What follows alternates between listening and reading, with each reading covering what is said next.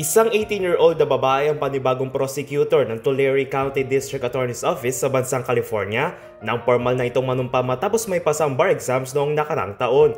Siya ay si Attorney Sophia Park na gumawa ng kasaysayan bilang pinakabatang nakapasa sa prestiyosong California bar exams noong November 2024 sa edad lamang na 17 years old. Appears on the pass list for the July 2024 bar exam.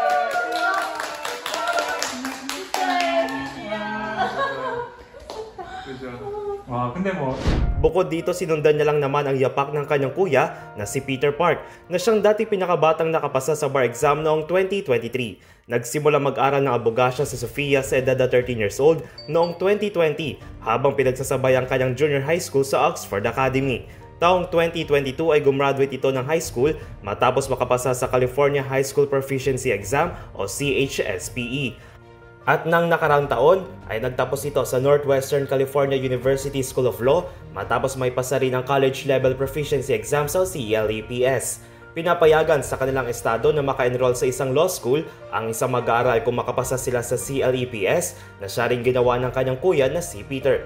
At nitong March 2025, formal nang nanumpa si Attorney Park bilang isang ganap na abogado sa edad na 18 years old kasama ang kanyang kuya bilang bagong prosecutor ng District Attorney's Office ng Tulare County. Para sa DZRH TV, ito si Dustin Bayog. Una sa Pilipinas, una sa Pilipino.